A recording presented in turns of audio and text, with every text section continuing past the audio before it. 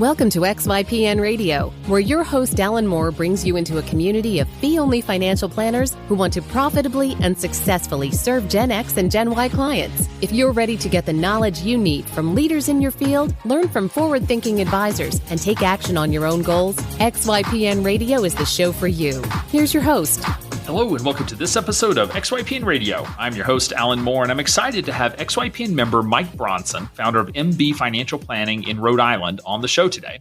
Similar to last week's guest, Mike has a full-time job in addition to running his practice. Mike's a sergeant in the police department. He fell in love with financial planning after helping with some forensic accounting investigations, so he started looking for part-time jobs in the field. No one was interested in hiring him part-time, so he job shadowed one advisor a little bit and then decided that this career was for him. He passed the Series 65 and went through the CFP education and then launched his own RIA. He works with almost 30 clients, all of which are police officers. He has a really unique understanding of the pension system, the benefit options, but more importantly, the lifestyle and decisions that officers make in their personal financial lives. Plus, he doesn't have to have a marketing budget because he's able to talk with all of the new police officers that join the force. It blew my mind talking through the schedule that he and his wife balance, given that they also have kids. And while I still don't understand how they get it all done, it's apparent that they found a way to make it all work. XY Planning Network's annual benchmarking study is out. Are you curious about the average number of clients XYPN members get in their first year, or how successful niches really are? To answer these burning questions and more, we've again enlisted a professional research firm to complete our annual benchmarking survey. Get your copy hot off the press and discover vital statistics such as the median advisor revenue by years in practice and sources of firm growth from referrals to blogging, social media, and more. Head over to xyplanningnetwork.com/study to purchase your copy. You can find any of the additional resources that we mentioned during the episode at xyplanningnetwork.com/173. Also, be sure to go to xyplanningnetwork.com/VIP to join our private group just for XYPN Radio listeners. It's a community of advisors we've all been looking for that's there to provide support when we need it the most. Best of all, it's free. I encourage you to check it out. Again, that's xyplanningnetwork.com/VIP. Without further ado, here's my interview with Mike. Hey, Mike, welcome to the show, man. Thanks so much for being on. Wow, thanks for having me. And congratulations on the new baby. You said 8 weeks old now? Yes, sir. You too. And standing straight up more often than not, I assume. So that's a good thing. Yeah, exactly. Someone recently at a conference said, because Ada is now 12 weeks, I guess, at the time of this recording, and they were like, oh, you're still in the first 100 days of hell. And I was like, yeah, no one says that before the baby comes. They just say it after. So thanks for that. But yes, I am. It's funny. I have two older daughters, and you forget what the first few months is like. You think it's going to be a breeze, and then you're like, whoa. Yeah, it's sort of a funny two-edged sword because obviously I have an older one as well, and people just assume, I guess, that it's always your first. So they go into and I'm like, no, I've got a 4-year-old. So they're like, oh, okay, so you know how this works. I'm like, that doesn't mean it's fun or good. Exactly. Yes, I sort of remember, but yeah, you have those flashbacks in the middle of the night of like, why did I do this again? What was I thinking? No, I swear I've never thought that. Don't tell my wife. Awesome. So give listeners just a quick overview of sort of your firm, where you're located, your other full-time job, and then we'll dig into the details. All right. So I started my firm recently. It was June of 17. And right now I'm holding steady at about 28 clients and about 2 million assets under management. I also work full-time as a police sergeant. So my niche is obviously police, firefighters, military, EMS, kind of state employees. It works well because I have such a good knowledge of the state pension system. So how I got into it was I actually had kind of an interest in financial crimes, and I had done a couple forensic audits. And it led somewhat oddly into an interest in personal finance. So I ended up just cold calling firms and saying, can I intern with you? Because I thought, hey, this might be a cool retirement job. And unfortunately, I got somewhat of a cold response. Not many willing. Many people didn't understand it. They're like, well, you can't do both things. How do you expect to do this? So long story short, I ended up taking the plunge after learning about XY, and I could not be happier that I did it. Oh, man. So much in there to dig into. Yeah, I know. I was trying to give you just the overview. 28 clients and a full-time job, which is funny because we just had on our last episode that will go live before this one, I guess, was 2 firefighters. I actually just listened to it. Yeah, working full-time. Funny how that had a couple here in a row. So Talk to me about sort of career path. I mean, I guess, did you always see yourself as becoming a police officer? Is that, my 4-year-old thinks he wants to be a firefighter because he says they're way cooler than police officers. Is it just like the childhood thing that never goes away, or is it, was there something more to it? Well, it's funny enough. I had a couple family members that were in the police field, so it wasn't totally foreign to me. It was just something I always had an interest in, and it never seemed to let go. Any classes I took in high school and stuff like that really piqued my interest. So I always knew I would do some realm of that, whether it was a lawyer, police officer, I wasn't really sure.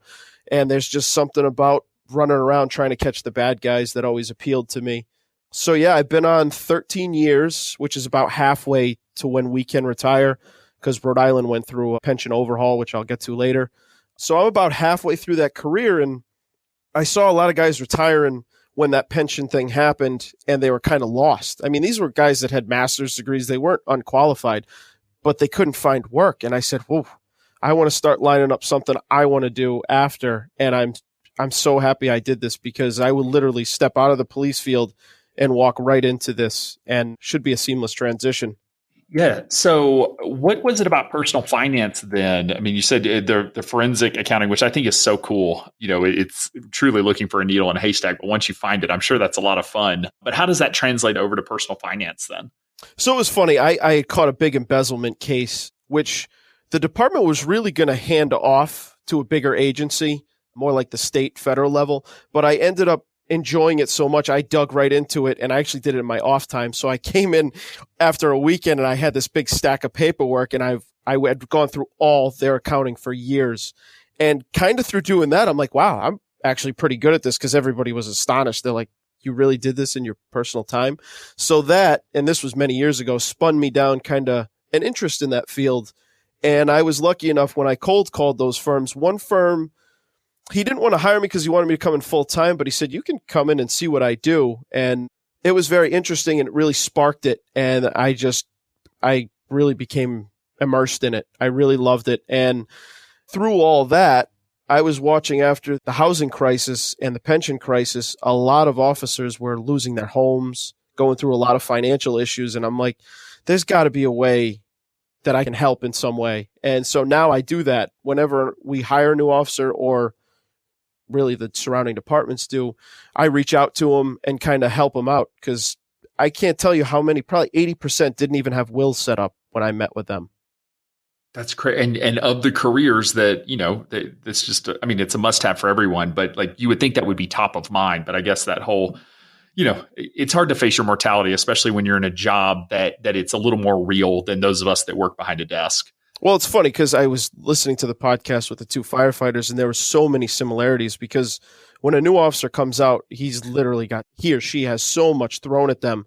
They're not really, and usually they're single because they're young, and they're not thinking about protection, retirement, all these things. And that's where I kind of come in now. And I just set up with them and say, hey, listen, this is what you need to be doing. If you want, I can help you with that. And almost all of them say yes. And it's actually been really good. And I enjoy it because I know they're on a better path. So talk to me about, talking with a few firms and trying to get in there. I mean, what were you basically saying, hey, I want to work part-time because I already have a full-time job and I have this, niche client base I want to work with? Like, were you really looking for sort of a, I don't know, 1099 or W-2, whatever, but part-time, advisory role with your niche, and they would handle the back office? I guess what did you have in your mind, and sort of what were you trying to sell them on? So this is where I kind of got depressed, and I think I talked to you years ago and I mentioned it. I was really even willing to work for free because I just wanted to see what it was about. And I said, at the time, I didn't have the 65. I don't believe I had even started the CFP. I did have a master's in business management, but I just kind of wanted to see, well, what do you do? And the reception I got was so cold. People are like, well, you can't do this and that, and why do you want to do this? And you don't have the background for this. And I really got discouraged. It was really kind of a bummer till I had found out about XY, and I like XY because it's so welcoming. Everybody I ask a question to is always willing to give an answer. And there's none of that, well, you should know this. How do you not know this? I couldn't be more happy with it. So it was kind of, in the beginning, I almost gave up, to be honest. And I'm glad I stuck with it. Yeah, that's really frustrating. So So the advisors just weren't. Do you think it was more the service model of like you can't work with people that aren't rich, right? Like, do you think it was more of that, or was it more just like had never conceptualized hiring a part-time person? Like, what do you think the roadblock was? I think a lot of it had to do with the licensing and certifications. They're like, well, you don't even have a 65. You can't do anything. I said, I'll literally get you coffee. I just want to see what was going on. And a lot didn't understand that. Well, why would you want to do that? I think they were just, I don't know, cold to the answer. I don't know. That's really interesting and disappointing. It's something that I get really frustrated about for our young listeners that are out there. I know they go and talk with older advisors and they're like, no, like you can't do it this way or you can't do it that way. And they're like, but we've been hearing other advisors that do it and they're not there yet. Well, it's funny because being told no, it's like instantly, okay, well now I really want to do it because you told me I can't do it. There is nothing I love more than being told no. I love being told it can't be done because I'm just exactly. Like, anything can be done. You may not want to do it. And I'm good with that. Like you can say that if you want. So the advisor then that offered to let you come in and just sort of hang out, did you take advantage of that? I did. Unfortunately, he really wanted me to leave. He was actually really good. He wanted me to leave the police job, which of course I can't do. 3 kids. My wife only works part-time, so I need the medical, the pension, all that stuff. And I make a good salary. So it really wasn't an option for me, which I think in the end he understood. He was a little difficult to at first, but it was really cool because he was more of an upper management firm. So he had e-money. He had a lot of good software and he was great. He would show me plans. We would go through plans. It wasn't long. It was only about 3 months because he said, well, listen, with the time I'm allocating, you got to understand if you're not going to come on full time. And I totally did. But he was really, I have to credit him because he was kind of the spark. That's when I really was like, oh no, I want to do this. This is awesome. Yeah. So what type of work were you doing there that allowed you to sort of see it? I guess I would kind of be a paraplanner, even though that really wasn't my work role. I was like an intern. He would basically bounce ideas off me. We would kind of go through plans, and me not having much knowledge other than a master's in business management, I didn't give a ton of feedback. I was more soaking everything in, but he had also relayed that it kind of helped him kind of going through things. He was like, it's really good to actually dictate it out before I actually present it to the client. That was helpful. So it was really neat. And I actually majorly credit him with taking the leap of faith, so to speak, because that was the most fun I had in a long time. So did you go through the Series 65 or the CFP program at that time? So what I did first is I enrolled. So I had the master's in business management, and then I had started to enroll into the CFP coursework. And while I was doing the CFP coursework at Bryant University, I took and passed the Series 65, although it did take me 2 shots. Me too, so don't stress. Yeah, no, it was... I passed the CFP and then failed the 65. So anyone out there, you might fail it. It's okay. Well, it was funny because I graduate high honors. I'm a pretty smart guy. And the first time I didn't pass it, I'm like, whoa, I was totally not okay. Underprepared. Yeah, underprepared for that. But it was kind of eye-opening because I really wasn't focused on the right material. And the CFP coursework, I have 2 out of the 4 done. I haven't sat for the exam, and obviously I still have the 3 years of experience to go. But I loved it. The capstone program at Bryant University, you actually have to present several financial plans to a board. Their program's very good, very detailed, and I really enjoyed it. So I know I'm on a slower track to complete it, but I will get there someday. Yeah. So what is your expectation for when how many classes are you through now? So I have completed everything. Right now, I'm working on the experience requirement. All I have to do is sit for the exam. So I've completed everything. And what I'll probably do is I think it's Brett Danko in Boston puts on a prep course for it because unfortunately with the lapse in time, I know that does me a disservice. So I'll probably end up taking a prep course and then sitting for the exam some point over the next 3 years because I need to get that done. The longer I wait, I'm just shooting myself in the foot, so to speak. Yeah, it does get harder just because you get further away from the material, right? And I mean, for anybody who's out there, I think it's fair to say if you're studying for the CFP, you're studying for a test, all right? You're not studying for career knowledge. I wish I could say that there was more overlap, and there's some. I mean, there's a lot of things in there that you need to know. What you're going to learn, though, is all the places to go look when you need something. I mean, I can count on. Well, I don't even need any hands to count the number of grats and gruts that I needed to implement. But when you're studying for the CFP, you got to know them. And that's okay because one day you may come across a situation where you need to know about what a grut is and go use it. So just never know. So how do you feel like that has impacted your work with clients? I mean, you had an MBA, so you had a ton of, finance and business background, but I mean, do you feel like the CFP education has been valuable in your work with your clients and being able to be a better advisor?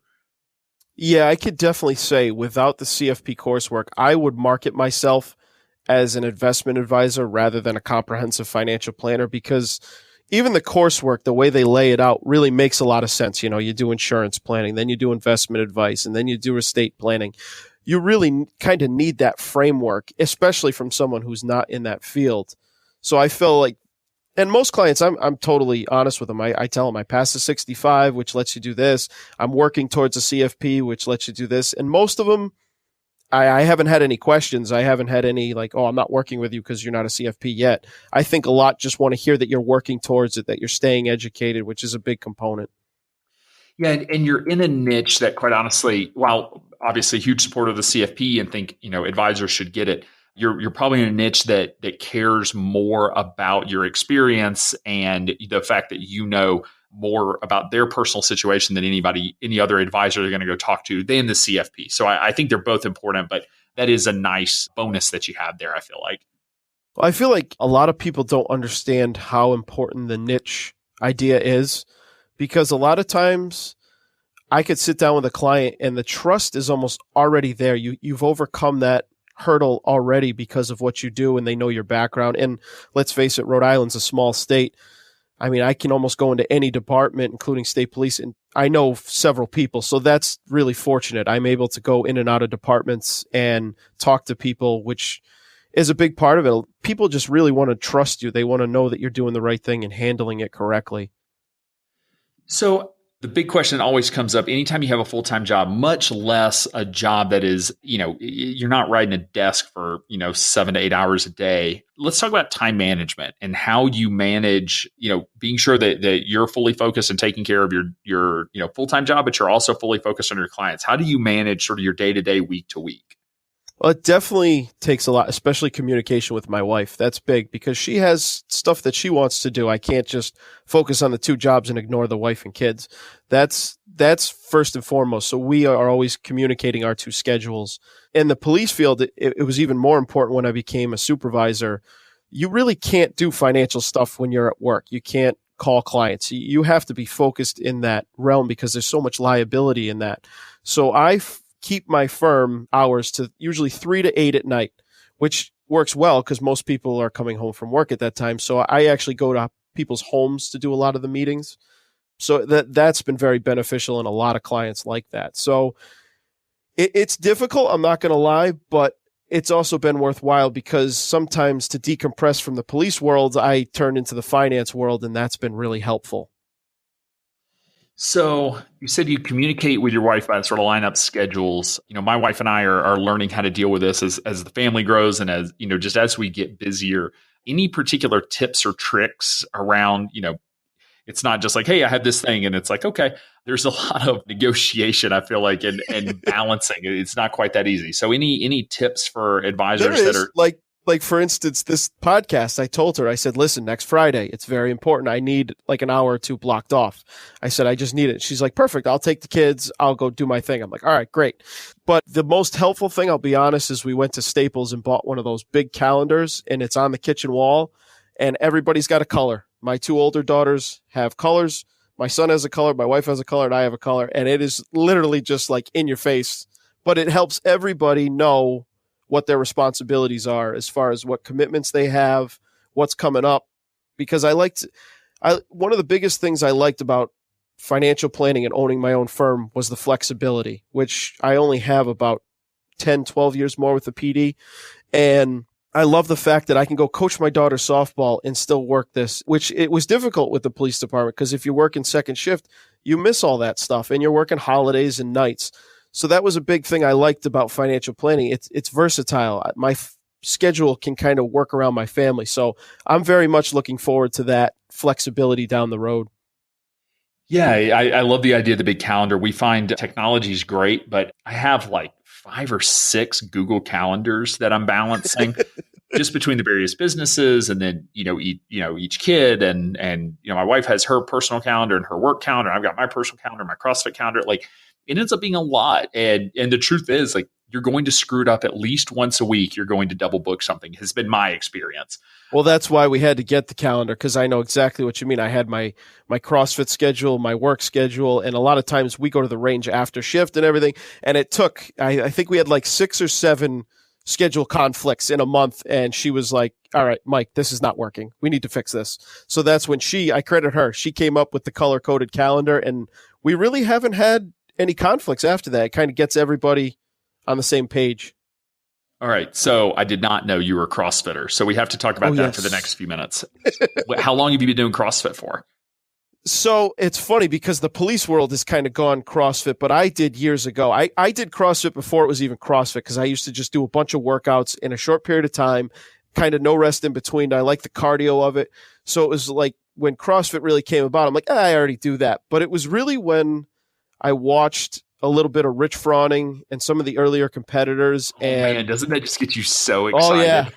It's actually sometimes at the gym, I'll throw on the Netflix of him working out. People are like, who is that? I'm like, oh, you got to check it out. The fittest man on earth. Like, that is who that is. What does he have? Like 8 titles now, if you include the team events. He's just. Oh, yeah. He swept quite a few. Yeah. And anyone who knows me knows I'm a CrossFit addict and joined the cult years ago. But I think there is so much to learn about personal finance and just like how to build a business from a CrossFit gym. And I don't know, people ask like, well, how do you explain the value of financial planning? Like, how do I show that I'm charging $200 a month, I'm getting $200 a month of value? And I would say like, I have never once thought like, am I getting $150 a month of value for my CrossFit gym? Like, I don't think about that, right? Like, I'm not like looking in the mirror, like, is this worth $150 a month? Or like, maybe I should cut back. I don't know. I just know that I'm getting value, and I don't know how to help advisors help their clients better, just like not think about dollar for dollar. Like I spend 150, I spend 200 or whatever, and I get 200 back, and how to go, beyond that, where it's just like, you never, unless the CrossFitter is not going, they are never going to stop paying. Like, I mean, yeah, you're not going to pay if you're not going regularly, but if you're going regularly, no one ever questions. No one's ever like, hey, gym owner, it should be $10 a month less, or I think it should be a little cheaper. Like, no one says that I've ever heard. So I have a few clients that actually do it, and I've associated it to this when I explain it to people. I say that feeling you get after a good workout, like your accomplishment, is a similar feeling you have when something happens in the financial world or in your own personal life and you have things set up. For instance, God forbid something happens and you have a will in place, or you've protected your financial investments in case of market downturn. I said, it should be a similar feeling. You should feel at ease. You should feel, like you did something, like you accomplished something, and you really can't put a dollar to that. Yeah, it's so interesting. I always thought that CrossFit would be a great place to go get clients. I never pursued that. XY sort of took off before that happened. There was a group of us that had gotten together actually that were all CrossFitters and advisors. We were trying to figure out like, how do you market to CrossFitters? I actually bought the domain CrossFitFinance.com and then quickly learned that nothing with the name CrossFit in it is legal, because they will come after. Oh, yeah, they will come after you. Yes. I got rid of that before they could find out. CrossFit is very protective of their trademarks. But yeah, okay. Well, if you're out there and you're on the fence, want to try CrossFit, just try it. It's awesome. Oh, do it. You'll love it. It's addicting. Yep. Whether you're athletic or not, or history of working out or not, or, anything. Like, I just love the group atmosphere. And anyway, okay. And I like that there's no intimidation. A lot of people say, I'm out of shape, I can't go in. I'm like, oh, yes, you can. I'm like, whether you do one, burpee or whether you do 15, if you're still doing it, that's all they care about. Yeah, there's no more competitive but collaborative group. I think that's what I love about it. And again, like, something to learn in terms of being a business owner is just like watching people, like being in a room with people that you are trying so desperately to beat, but never being upset when they win. Absolutely. Or I'd say win, finish first, or do lift more weight or whatever. Like, it's such a fun, collaborative, but competitive environment. Now, that being said, I basically work behind a desk or stand at a desk. So it's a little less relevant for me overall, other than just trying to not, be out of shape. For you, being in shape is critical. So for your job. So, I mean, is that, I guess, how do you feel like, fitness plays in for you. Is it just so much a part of the job that it's necessary, or I don't know, how does fitness play into your world? It absolutely is. And it's a good thing, but it's also kind of rough when you work in the law enforcement field, especially nowadays with officers really getting shot at left and right. You need to be fit. And if you're not, usually your coworkers will put pressure on you because they depend on you for your backup.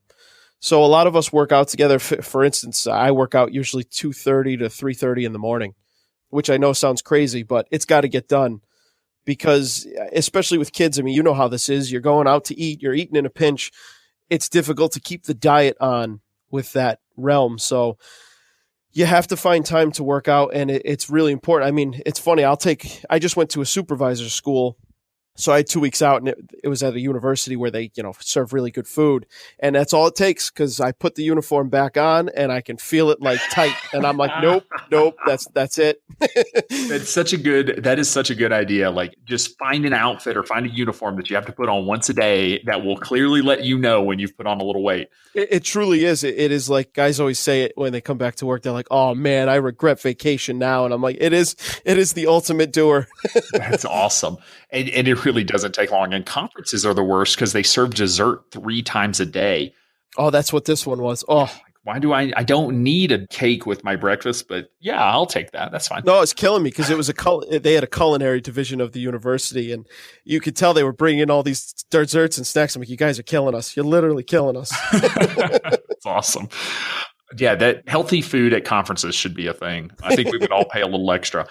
And hotel gyms with matching dumbbells. That is also my goal in life. It was funny. I was just at the FPA conference, and the gym was full. There was a ton of people in there, but I was doing a CrossFit workout, and I had 3 or 4 people later come up to me, and they were like, what were you doing over there? It is a little awkward when you're the only one doing like dumbbell thrusters and looking like an idiot. So I have a funny side note for that. We actually bought a camper a couple of years ago to take kids on vacation because we can't afford to fly somewhere every year. So we bought a travel trailer, and we go to these campgrounds, but I'll do the CrossFit workouts at the campgrounds, and you wouldn't believe some of the faces. People are like, what is wrong with you? That dude is nuts. For all of our CrossFit haters, I apologize. Moving on. So you mentioned in the pre-call that you recently got a promotion. So congratulations. Thank you. You also mentioned that you're now working nights. So can you talk to me just about your just like overall like schedule day by day and sort of your work schedule, and then how that you just mentioned working out in the middle of the night.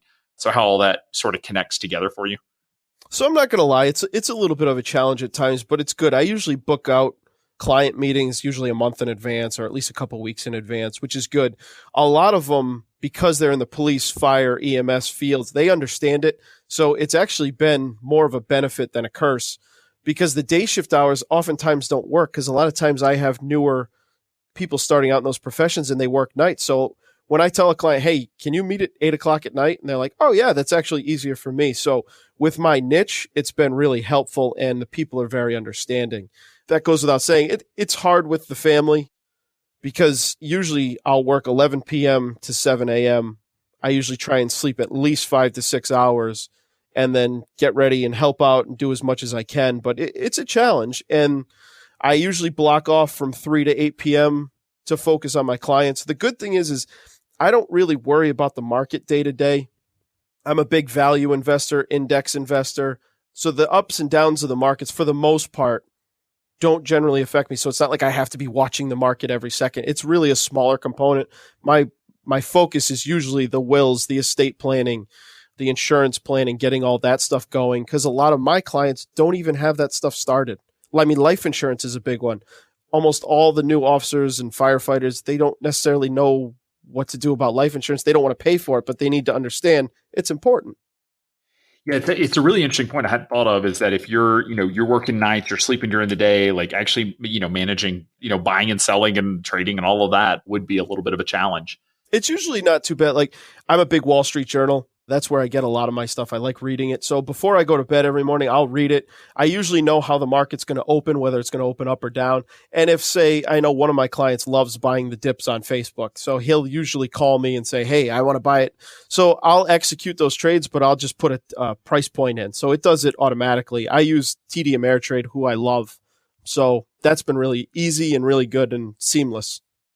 So Gosh, I just don't even know how you manage this schedule. I'm still like just trying to figure it out because, I've got enough on my plate with the business and kids. I can't imagine having a second full-time job in this. So it's tough, especially we're going through accreditation at the police department. So there's a lot of new policies and procedures coming out, which I have to kind of translate and dictate down to the line troops.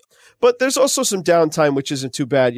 For instance, usually after I work out, from that until like 7 a.m. when I get out is usually a pretty quiet time. So what I do is I'll go over financial plans. I'll go over stuff. And you're at a diminished capacity to some extent at that time of night. But I'm really just doing spelling mistakes. I have all the content I want in there. So I definitely do a little bit of it, in the office, in the car, when I can. Gotcha. Okay. I mean, so you're working out while you're at work and you can do a little bit of, financial plan review while you're there, but that's about it. Yeah. The bulk of it is usually in the afternoons, like from this time, which is good because my older kids are in school. My wife usually has the baby and she works part-time. So I usually get quiet time from say now till about 8:00 at night when we start doing the bedtime routine and stuff. And I'm always with them at dinner. I'm a big believer in everybody sits down together at dinner, which is nice. We have that. So, but pretty much from, 1:00 till, 8:00, I'm free to do all my financial stuff, which is good. Very interesting. Well, you and your wife just must be extremely organized. And I feel like your wife is a saint to be able to. She is. Absolutely. I can't say that enough. And I gotta throw out to my mother-in-law because she saves our butts all the time. She helps us out a lot, which is, I probably wouldn't be able to do this without the two of them. Yeah, honestly. No, I hear you. It's amazing. Does your wife work or is she primarily staying home? So she primarily stays home because we couldn't afford to do the daycare with everything going on. So it's nice. She raised both our girls and raised my son, and which is awesome because she's great at working with the kids, with all sorts of, they're usually going to kindergarten well ahead of the other kids because she's great about all that stuff. But yeah, she actually works for a groomer in town, a dog groomer, because she was in the banking industry and she was like, I like working with dogs more than people. So she which is funny. So she does all their scheduling and she helps out. So it's awesome when she has days that she's kind of free, she can go in and work all day. And other times she brings the book home and she does it from home. So it's versatile for her and she really likes it. Yeah, I can't imagine. I mean, again, it's just so much in terms of scheduling. So, okay, moving on to just sort of your niche is really clear. It's obvious where it comes from. What is the difference in terms of you working with a police officer and me, someone who's never been a police officer, trying to work with them? Like, what do you feel like the difference? Like, what makes that a niche beyond just, you're a police officer, they're a police officer, so you get along? Like, there's more to it than that. How do you define that? Oh, there definitely is. Well, it's a challenge, I'll be honest, because let's be clear. I mean, a police officer or firefighter, they're not breaking the bank with salary, especially when they start out. For us, we don't really start making really good money until like 5 or 6 years on. And it's tough. It's a lot of details, a lot of work and other stuff. And so I think one of the big things is that I've kind of switched to after listening to one of your podcasts was I've focused more on the hourly planning because when I sit down with a new officer or a new firefighter or a new EMT, they don't have assets under management. They don't have a ton of money. So rather than even talking about the assets under management, I usually just do a subscription hourly planning so they're not breaking the bank. And we usually, first and foremost, we're not even touching investments. We go through the wills and the stuff I spoke about. And usually whatever the town or state that they work for, we talk about, maxing out their pension. Usually there's some type of deferred compensation plan. We max that out. So there's a lot of hurdles we have to cross before we even talk about opening a Roth or something else. So there's a lot to it. And I think with the hourly planning more than other clients, it allows them to afford it and be comfortable with it. Because you see all these firms that say you can't talk to us unless you have $500,000 in assets. And there's really no financial planning for lower to middle income folks. And that's one of the things I saw. And I said, I can capitalize on that because I have the other job. Yeah, my first year, I probably made $8,000, but I was profitable. And it's been slow. I've probably been slower than most because I really scrutinize who I take on as a client because they need to be understanding of my schedule. But I tell you what, it's been great. And I find that if you're upfront with people and tell them kind of bluntly how you do it, the reception I've gotten has been phenomenal. So it's funny that you started doing hourly after the podcast, because I am so anti-hourly for the most part. However, you're working in a market that you know best. And so, designing, I have a bias against it from a business perspective, but if you know your target market, you know your audience, and you know what they're able to afford and willing to pay, then that should be, then that's okay. So. Well, I should say with a caveat. So I start them out at hourly, but my goal is to get them to subscription based.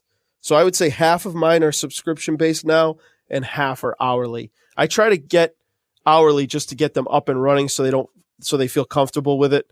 And then I transition them into a kind of subscription model. And if most do end up opening a Roth or some type of investment account, and then we slowly do that too. So it's definitely a process, and I kind of walk them through it, baby steps.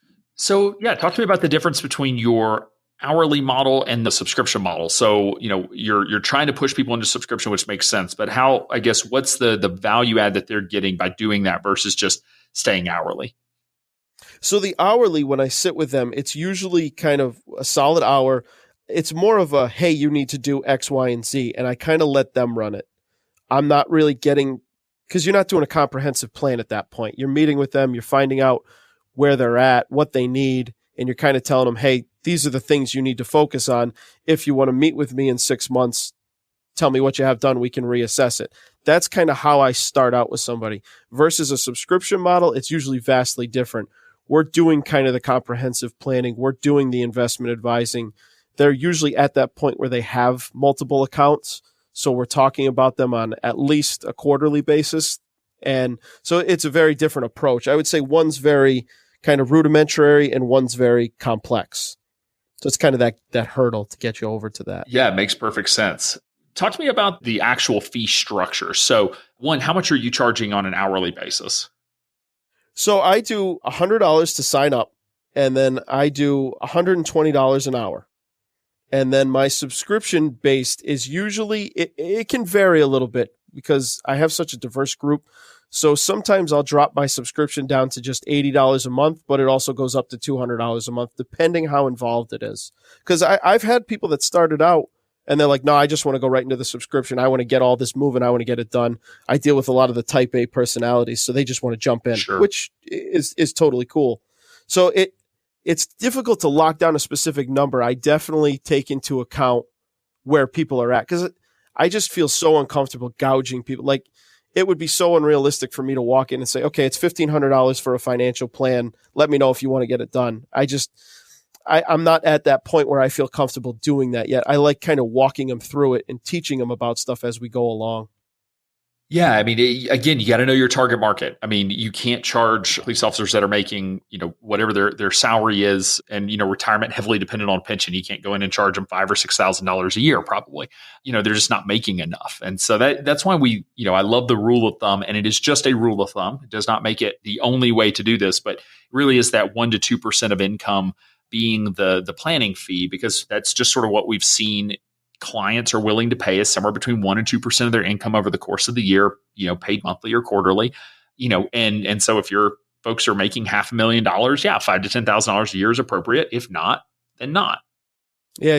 This group, I would say, is definitely out of that mold, because a lot of times when I market it, I'll tell, so a police officer, a firefighter, and even some extent an EMT can work like a detail. It's kind of like an overtime shift. It's an extra pay. So when I usually tell them, I'm like, just work an overtime. It's one detail. It's one shift. And when that kind of clicks in their head, they're like, oh yeah, it's just one, shift at a basketball game for security. I can do that. Oh, interesting. That's a cool way of looking at it. So I'm like, it doesn't even come from your salary. Just work one extra shift that pays for my fee and look at all that you're getting.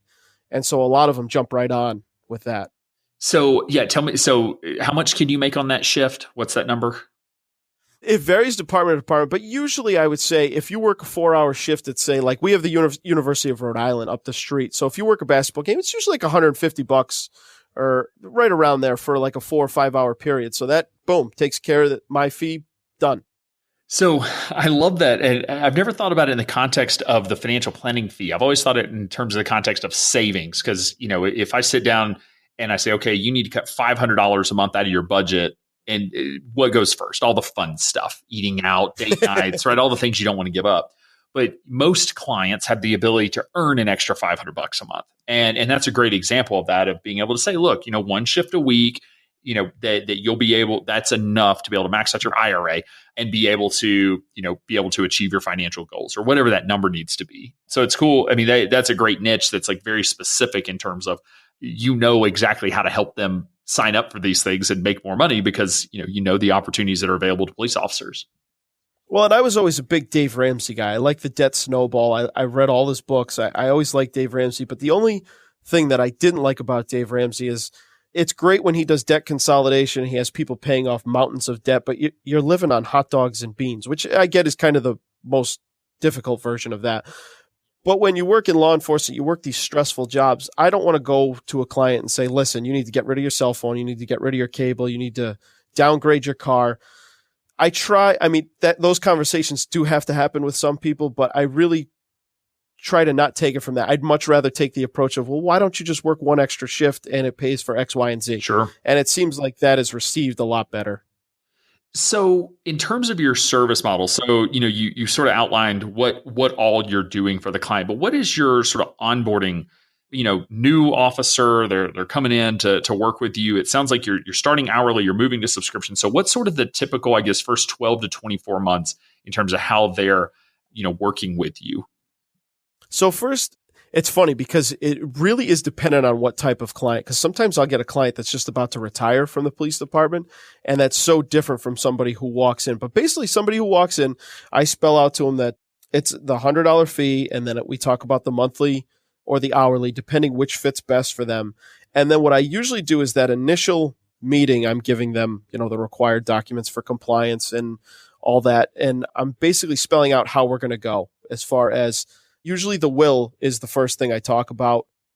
And we literally just go down a process. And if it's like for hourly example, say we only get halfway through that list, it usually immediately they're trying to book another hour, which is great. So it leads into more business. And I really haven't had to market much because of the way I've been doing it. I've been getting so many referrals. It's been great. So I haven't had a need to change it. That being said, I'm constantly refining it. Not to the point where I have to change my ADV and everything, but I'm constantly refining the pricing model. For instance, that hourly planning, I would have never thought that gentleman could build a whole book of business on just hourly planning. I'm like, that's crazy.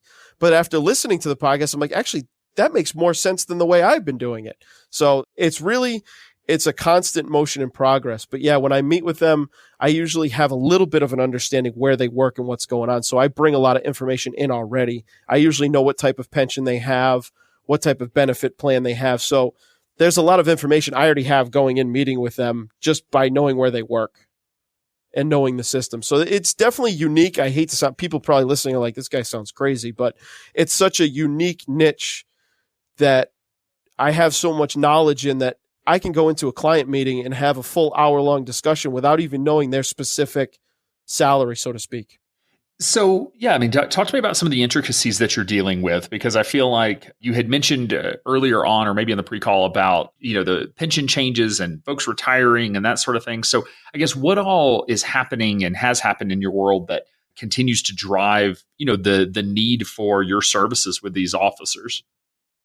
So not to get too specific, but Rhode Island went through a major financial crisis. A couple towns went into receivership in cities, and it caused the governor to change the whole system. And when that happened, there was a lot of unique changes to everybody, police, fires, teachers, everyone. And what it basically did was it basically extended the period you had to work, but it changed a lot of benefits, your health benefits. There was a lot of nuances to it. So for instance, we don't pay into TDI. If I get injured outside of work, other than sick time, I have no coverage. So usually an officer or firefighter needs to get something like AFLAC, some type of external disability pay. That's something that's very specific to this realm. They usually get some type of life insurance benefit when they're hired, but it's not much. It's like 30 to 50 grand. I usually recommend they stick with that same company because they'll offer a discount for increasing that life insurance. So there's a lot of specificity to it that's unique to my niche that I can speak to, even as far as knowing when to retire, what their payout will likely be, because most of them are pretty similar. And even recently, a couple of the towns that were having problems funding their pension obligations have gone over to 401ks with almost a 9% match. Whoa, so wow. I'm making sure that, it was, I think that was in order to sell it, whether sure. that gets rebargained and dropped down, which is likely to happen. But that's even more of an incentive for me to tell them, listen, you need to start saving on the side as well, because that's not going to give you what you think it's going to give you. So it's an evolving thing, but there's a lot of specifics to it. It's pretty much for the state of Rhode Island, because I haven't registered outside the state. I'm just for the state of Rhode Island. I have a couple clients in other states, but I may get registered in Mass at some point.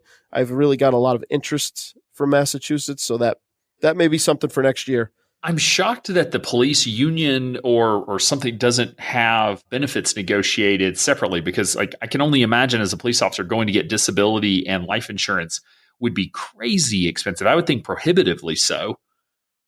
Yes, it is. And that's why I usually recommend that whatever, I think it's Union Pacific. I don't know which one South Kingstown specifically negotiates with, but if you go to the carrier that the town or state usually uses, they give you a discount, as opposed to if you just went to shop it. Yeah, it's going to be hard because of the profession you're in. The quotes are usually through the roof. Okay. Yeah, I can only imagine. So, you mentioned earlier around marketing and being able to reach out to new officers that are onboarding into the police department. Are there any ethical concerns or conflicts of interest or anything like that you have to manage outside of, obviously you can't meet with them while you're on the clock, but are there any other issues there, or is that not frowned upon? I really haven't come into contact with any issues. I keep it very private. For instance, there's probably almost a dozen that I work with on my police department, but none of the other ones know that I work with them. Everybody really knows what I do on the side. I mean, it's been approved through the chain of command, but I look at it more as it's like a helpful tool rather than anything else. And I disclose I'm a police officer. I teach a little bit not yet. I've gotten into the teaching realm. I've been asked to teach a financial crime seminar at one of the universities. That all has to get approved through the police department. There's a lot of ethical things, but as long as I disclose it, which I do, everybody knows about it. They know what I do. So far, no issues have gone on there, which has been nice. So do you anticipate, your marketing budget is basically zero. Do you anticipate that continuing, where you just stay focused on the folks that are being added to the department and just sort of stay in that realm? Is that sort of the plan? So the funny thing is I really don't even market to them. It usually happens through word of mouth. My marketing budget literally is zero. I only added a website, I want to say December of last year, because I got so many through referrals. It's funny, the law enforcement world, and I'm sure those two firefighter gentlemen will speak to it. It's a very closed world. We usually get referrals through ourselves. Oh, hey, this guy's really good at fixing cars. This guy's a good painter. And you're looking for people that, usually don't have arrest records, and that's so to speak. So when somebody has some type of special ability, it's pretty widely known. So it's funny because I get calls all the time. I really don't advertise whatsoever. And somebody said, oh, hey, I heard you were into finance. Can you help me do X, Y, and Z? Or can you discuss with me what I need to do to get a will? And that's usually how it starts. Little questions like that. I can't tell you how many guys, after I passed the 65 and I told them I was finally licensed and I was starting up, almost 75% of my department said, hey, can you take a look at my deferred comp plan? Because I don't even know what's in it. I don't even know what it is. I just set it up and fund it. So it's just crazy because they're usually so busy with other things that they don't have time to look at that stuff. And a lot of them don't want to know about it. They just want to know, hey, I'm saving. So I try to kind of tell them, no, you want to have a vested interest in this. You want to know about what's going on. And it's a lot of teaching I do. Has the police department or I guess police officers, have y'all dealt with, have y'all been burned in the past, just sort of as a profession? Have y'all been burned by, financial salespeople coming in and selling bad products and things like that? I know the military has dealt with that a lot. Is that something that y'all have a history with, or is this sort of an all new thing to be looking at financial? Yes. Much like the military, there's been a lot of retired gentlemen that bought into annuities and kind of got burned and trapped into them. There's been a lot of shady practices. Now, I don't want to make it sound like they're all.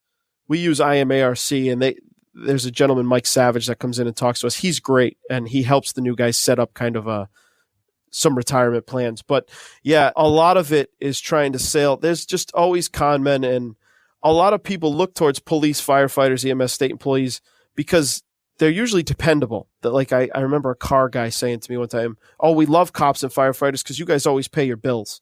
So, and there has been a lot of fraud, and we see a lot of fraud. One of the biggest things that I see now is the amount of elderly folks coming into the police department that have been defrauded. I mean, if I could tell you how many people come in on a weekly basis that say they've been defrauded either by the phone, by the mail, it's everywhere. So it's very difficult to trust what's coming in and going. So when they find somebody that's in their field that has worked a while in their field that they trust, I think it helps a lot.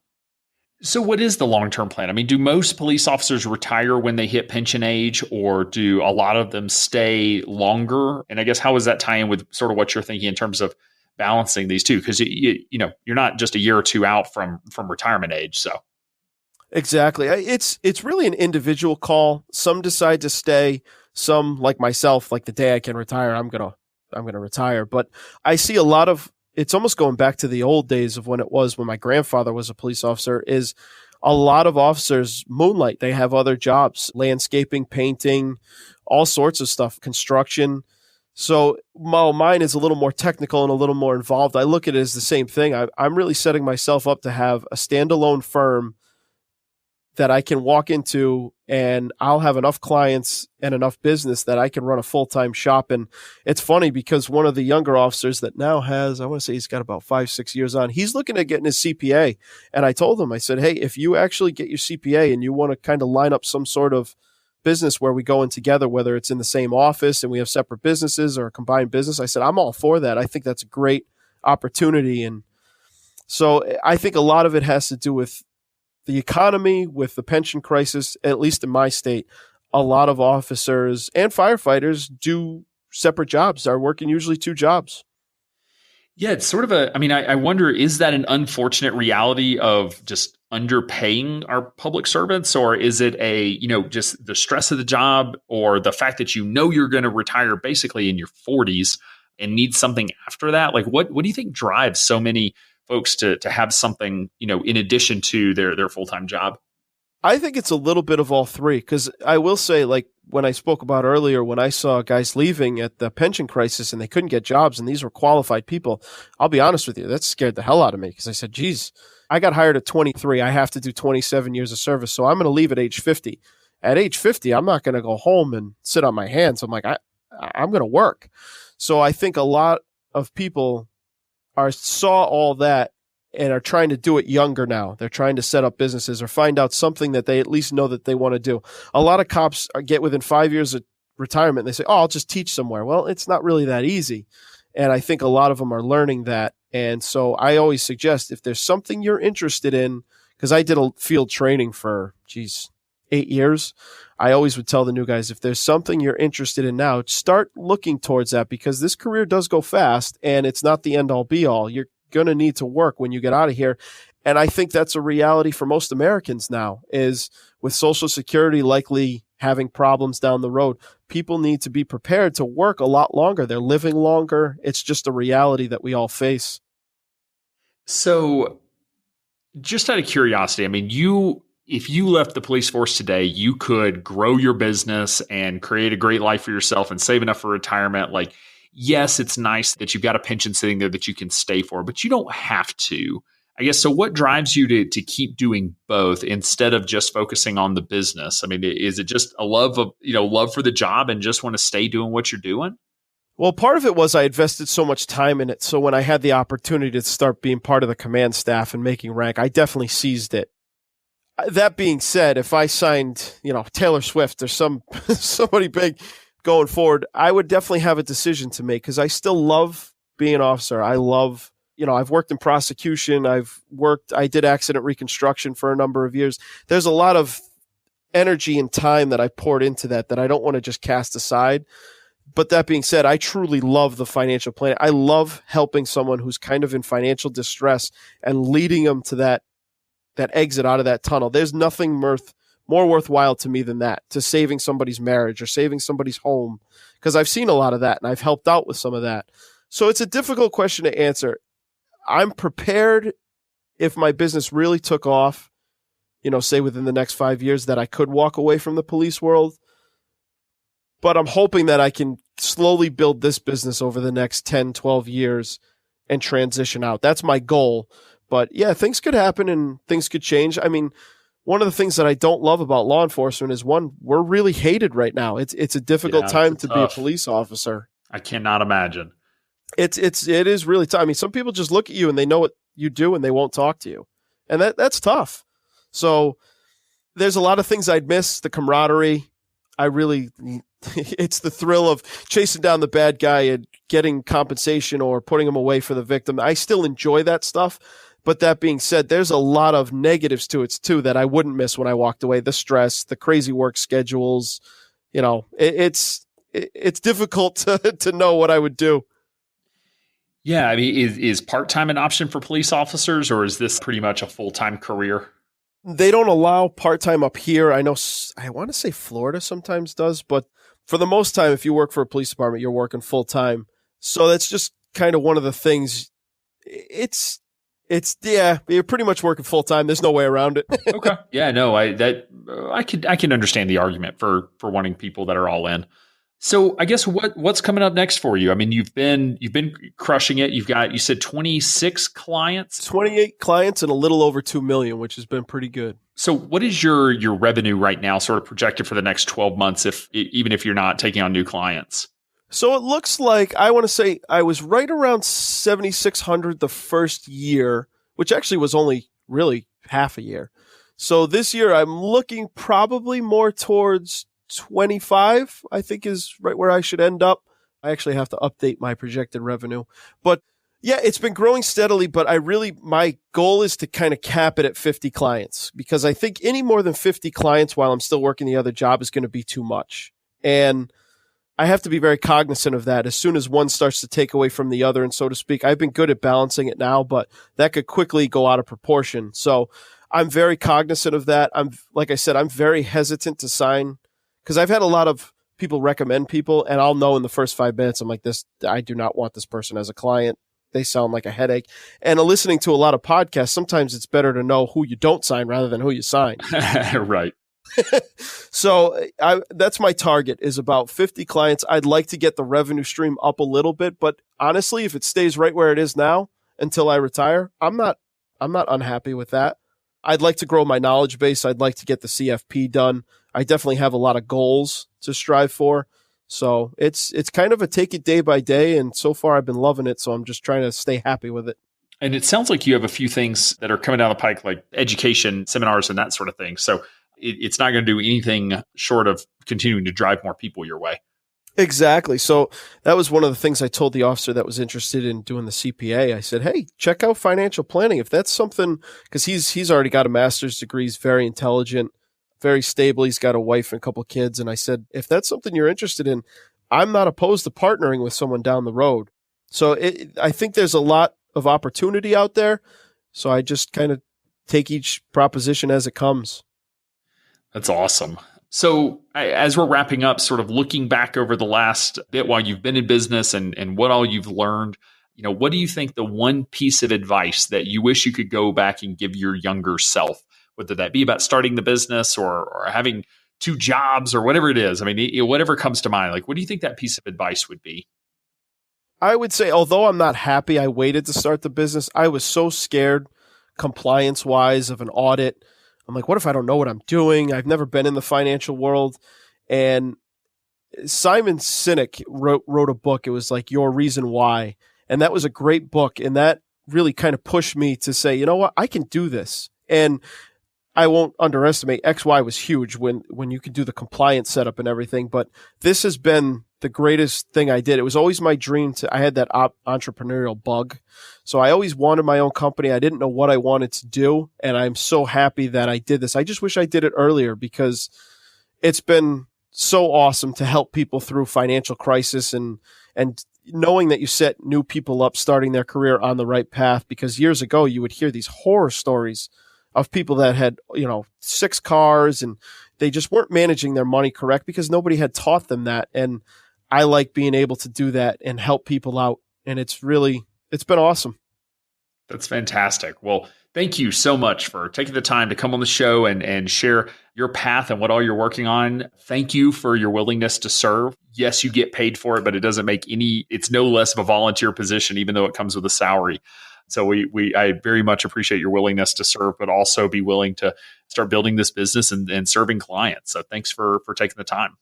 No, I appreciate you having me. I've actually been looking forward to this for some time. And hopefully, if I can get to one of these XYPN live conferences, we can sit down and have a few beers. I'll have some good stories for you.